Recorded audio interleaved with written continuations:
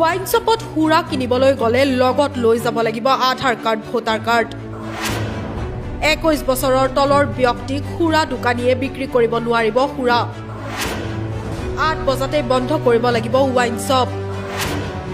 অন্যথা যাব লাগিব জেল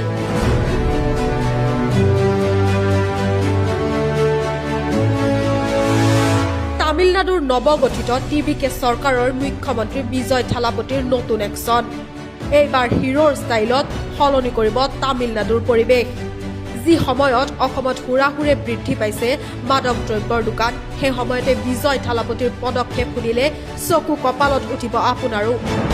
তামিলনাডুৰ টিভিকে চৰকাৰৰ নৱগঠিত মুখ্যমন্ত্ৰী বিজয়ৰ সিদ্ধান্ত ওয়াইন শ্বপত সুৰা কিনিবলৈ গ'লে লগত লৈ যাব লাগিব আধাৰ কাৰ্ড ভোটাৰ কাৰ্ড 21 বছৰৰ তলৰ ব্যক্তিক সুৰা দোকানীয়ে বিক্ৰী কৰিব নোৱাৰিব সুৰা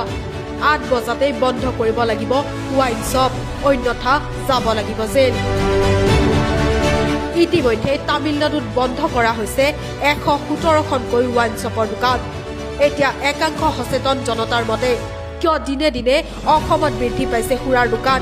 টেক্স লাভৰ আশাত শাসকীয় দলে ধ্বংসৰ মুখলৈ ঠেলি দিছে নেকি নৱ প্ৰজন্মক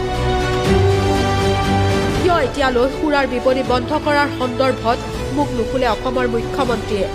সেয়া এতিয়া একাংশৰ মুখ্যমন্ত্ৰীলৈ পোনপটীয়া প্ৰশ্ন আকৌ একাংশৰ মতে তামিলনাডুত পাৰিলে অসমত কিয় নোৱাৰে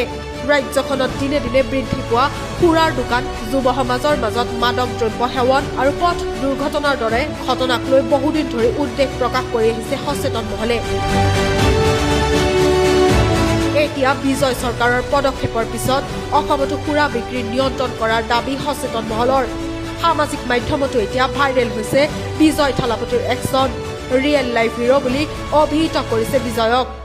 আনহাতে বহুতে মন্তব্য কৰিছে চলচ্চিত্ৰত যিদৰে সমাজৰ বাবে যুঁজ দিছিল এতিয়া ৰাজনীতিটো সেই ৰূপেই দেখা দিছে বিজয়ক